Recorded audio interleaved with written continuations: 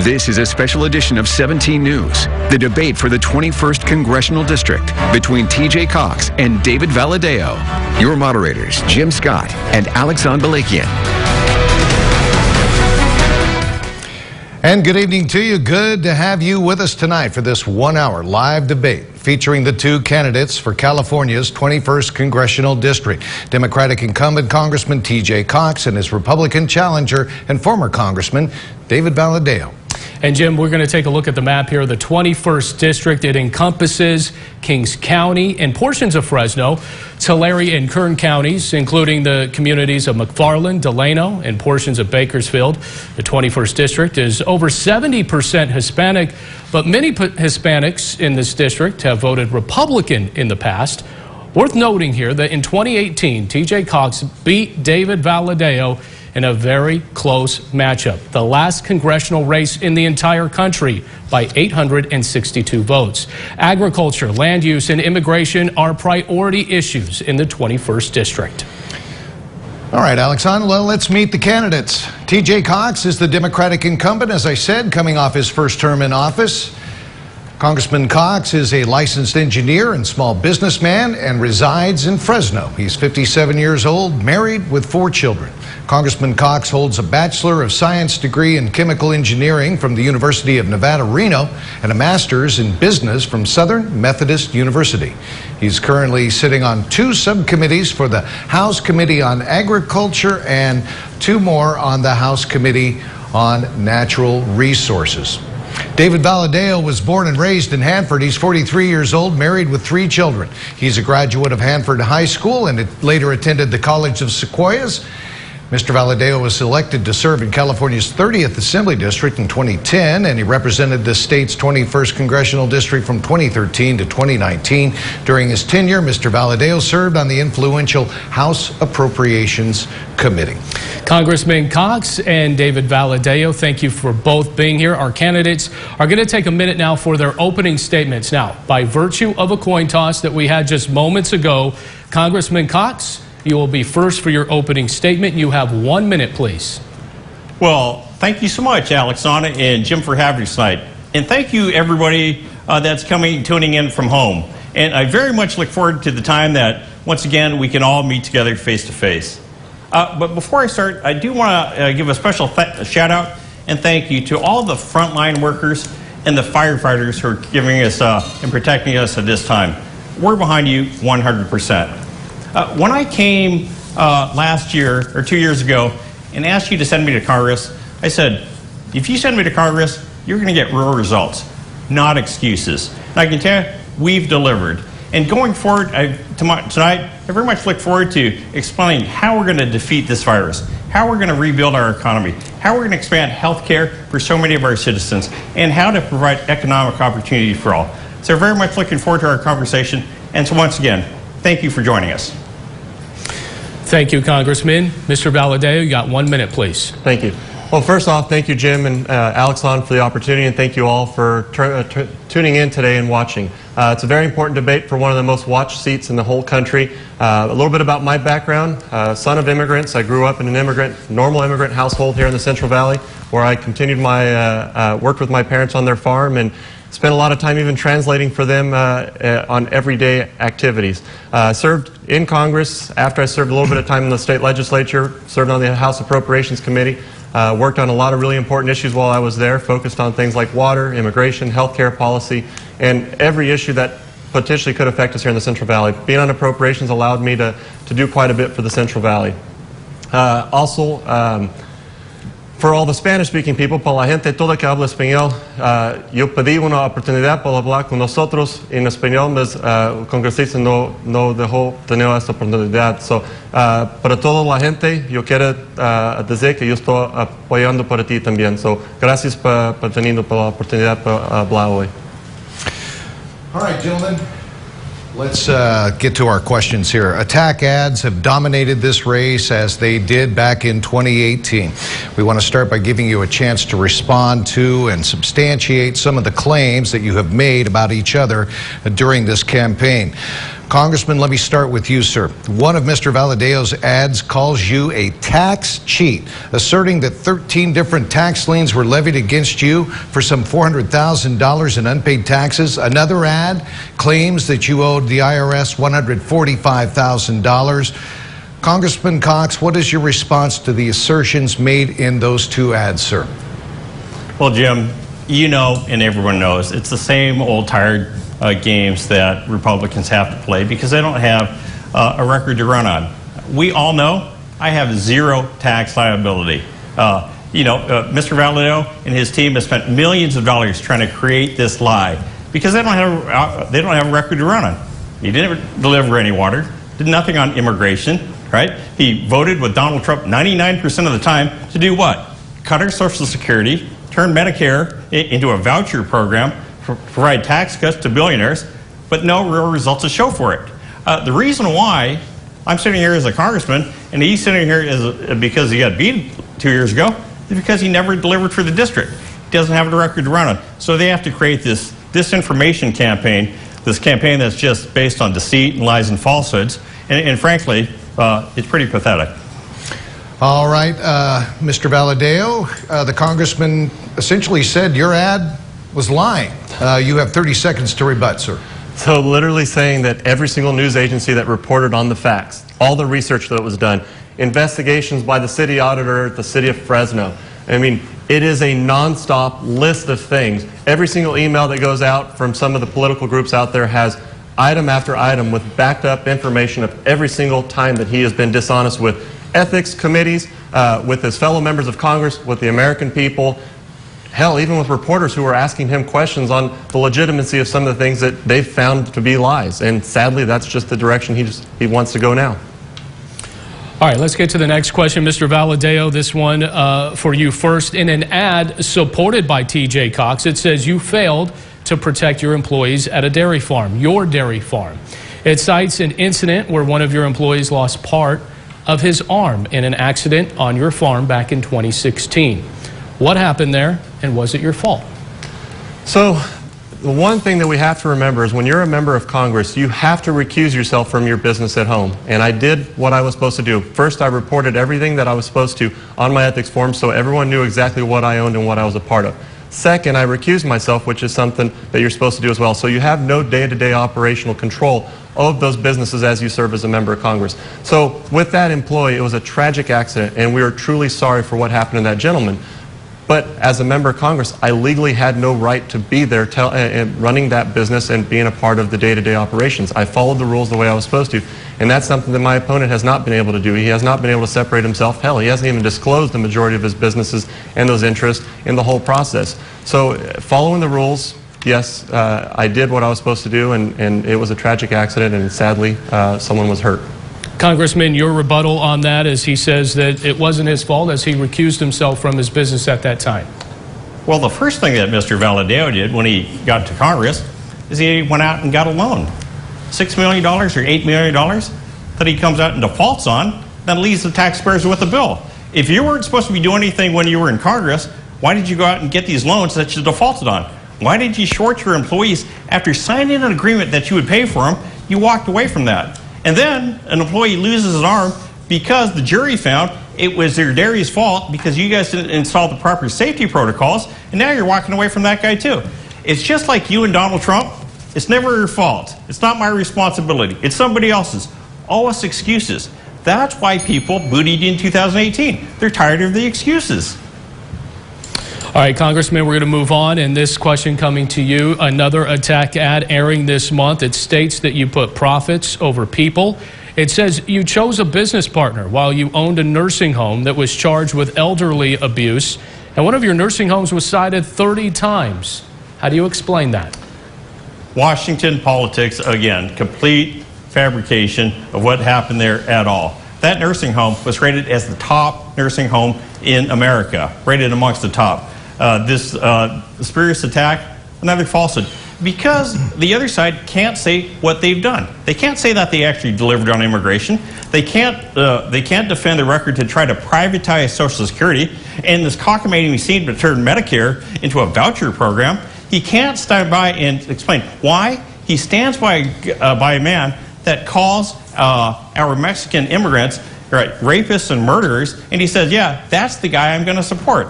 It's all a distraction because he can't stand on this record. Thank you, Congressman. Mr. Valadao, your response to that. You know, and one of the biggest responsibilities you have as a business owner is putting people in positions of power to make decisions.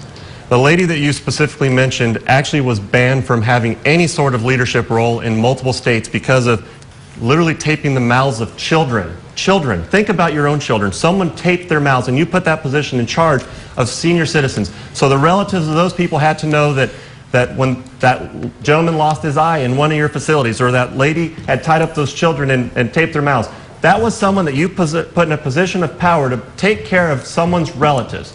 And you want to talk about responsibility. You don't want to take responsibility for putting someone like that in charge of your facilities. They were banned from owning their own or actually running an operation. So you said, you know what, we'll bend the rules a little bit. I'll give that person the opportunity to actually run mine and put them in charge and put those people who trusted me with their relatives, their loved ones' care, I'll put that lady in charge of them. How do you defend that?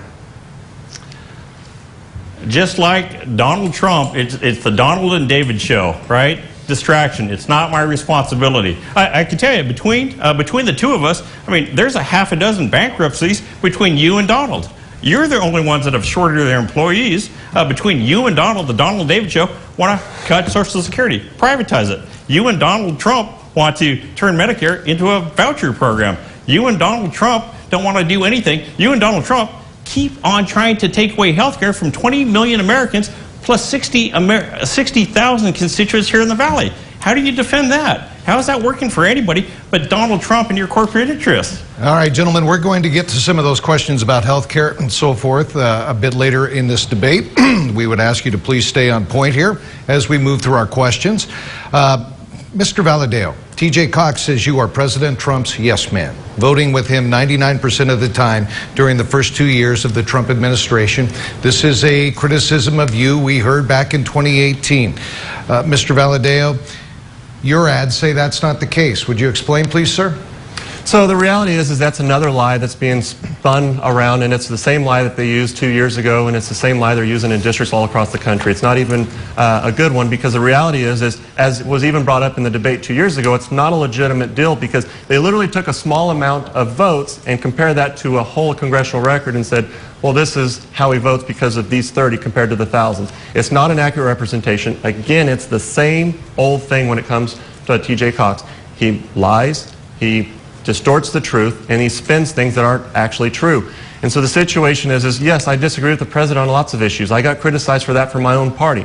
But when it comes to what matters here in the Central Valley, yes, I would stand with him when he did something was right. When he was down here in Bakersfield signing that record of decision, like I said that day publicly and on the press, had it been anyone else, Bernie Sanders, Hillary Clinton, Joe Biden, signing that piece of paper, I would have stood there right next to him because it was the right thing for the district. And when things are right for the district, a representative in Congress has a responsibility to be there and work with that person. Congressman Cox, I want to insert here a question we got from a viewer by the name of Bob, who asked this question. Have you, sir, ever voted against a bill backed by House Majority or House Speaker Nancy Pelosi? Congressman? On a number of bills that we've voted against. But what I can tell you is that the things that American people care about, bringing down the cost of prescription drugs, providing a pathway to citizenship for let me just ask you again, Congressman Cox, did you say you voted against a number of bills backed by House Speaker Pelosi? We have. You can give you chapter and verse, but here's the thing. It's more important on the things that we're voting on things that the American people want. We want to bring down the cost of prescription drugs. We want to expand health care to more Americans. We want to be able to provide a pathway to citizenship for our dreamers. We want to be able to provide equal opportunity for all under law. Those are the priorities of the American people, not serving corporate interests. Mr. Valadao wants to say, hey, I haven't voted with Donald Trump 99% of the time. He did when it come to passing taxes for millionaires. He did when it came to taking away health care from 60,000 residents of the Central Valley. You voted with him when you were voting to privatize Social Security and turn Medicare into a voucher program on the things that matter. And I think your own reporter here, Eitan Wallace, said, yes, in fact, on the things that matter, he is in lockstep with Donald Trump. And I don't know how you can stand behind a guy that's saying, hey, we did a fantastic job and 200,000 Americans have died so far. I don't see how you can stand behind a guy that's calling our veterans Losers and suckers. That's not a guy that I would ever get behind. Okay.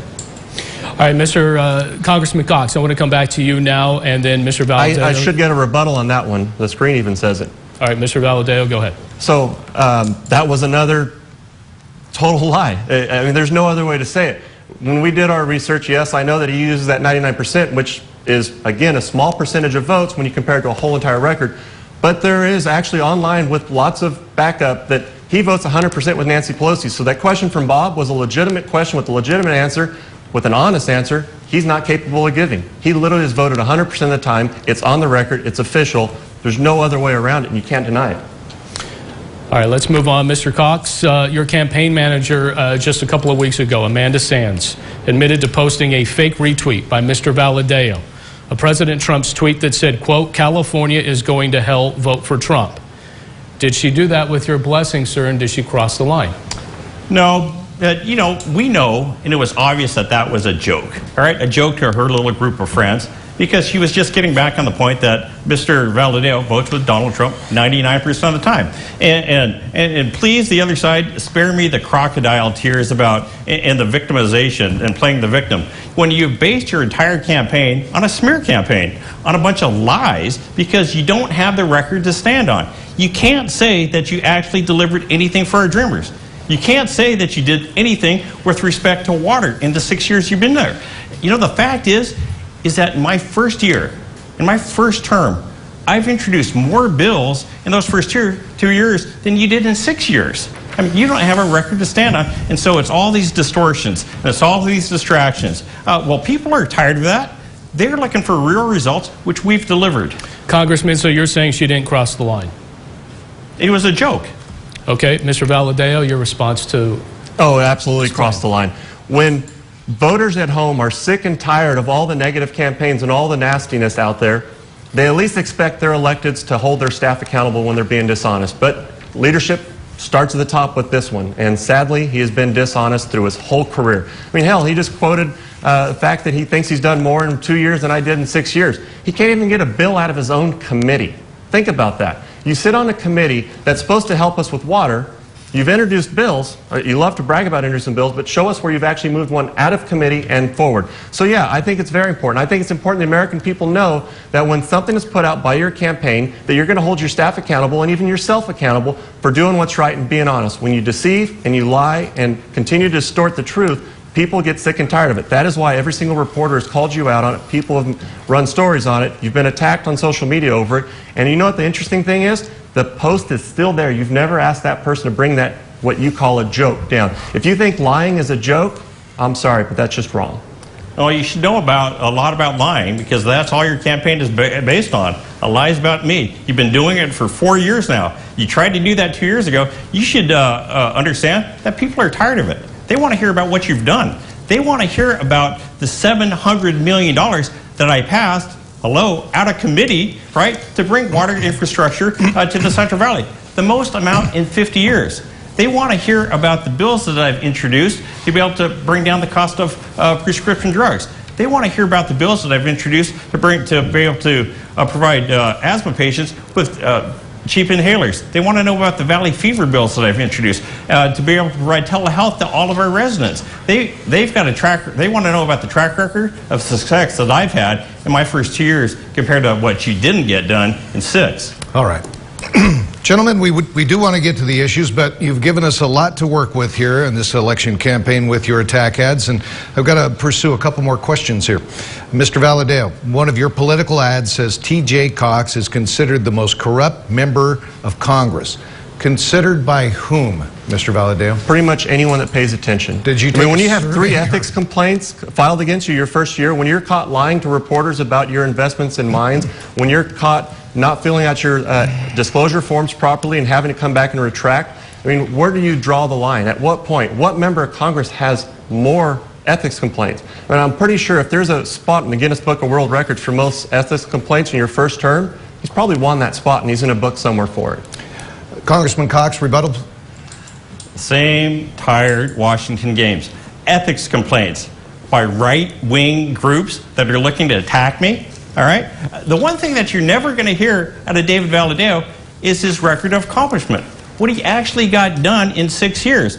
He's not gonna be able to say, hey, just like TJ, I voted for the successful passage of the DREAM Act to be able to provide a pathway to citizenship for so many of our dreamers. He's not going to be able to say, hey, I voted on the Lower Drug Costs Now Act to be able to cut the cost of prescription drugs. He's not going to say, I voted on the ACA Enhancement Act, which would double the amount of people that could qualify for an Obamacare plan. You know, he doesn't have any of that record of success. He can't say about any bill that he's passed that actually delivered water here to the valley. 6 years, zero. So that's the most interesting part is you've literally taken credit for my work with the WIN Act. Every dollar that's come to the valley that's helped with water infrastructure has come from the piece of legislation that I helped get signed into law, the WIN Act. That legislation was something that was signed under President Obama, and I know you like to criticize me, but President Obama did sign a piece of legislation that moved forward because of my efforts and the work that I had done. And that is something that's very important, and that delivered. The legislation that you've co-sponsored has made it to the, almost made it out of your own committee, literally doesn't produce one single drop of new water. Think about that. When you talk about delivering water to a Central Valley or to a community, shouldn't you actually deliver one drop of water for those communities? That's not possible, and you can't claim that, and if you do, sadly, it's just another one of your lies. Congressman Cox, would you like to rebut before we move on? I tell you what, anybody at home, look it up. See if you can find WIN Act and his name on it. You won't be able to. That was a Dianne Feinstein bill that was pushed through by Jim Costa and other members. The fact that you signed onto it, you're taking a lot of credit where it isn't due. So and here's the thing, it's a Boxer bill. If you literally don't mind, is a Barbara Boxer bill who came onto the floor and spoke in opposition to it. Mr. Valadao, let the congressman finish, please. Sorry, Donald. It's my time on the floor, okay? The fact is there a reason why you're not running Trump Valadao ads about water that you brought to the valley? It has to be Obama. Because here's the thing.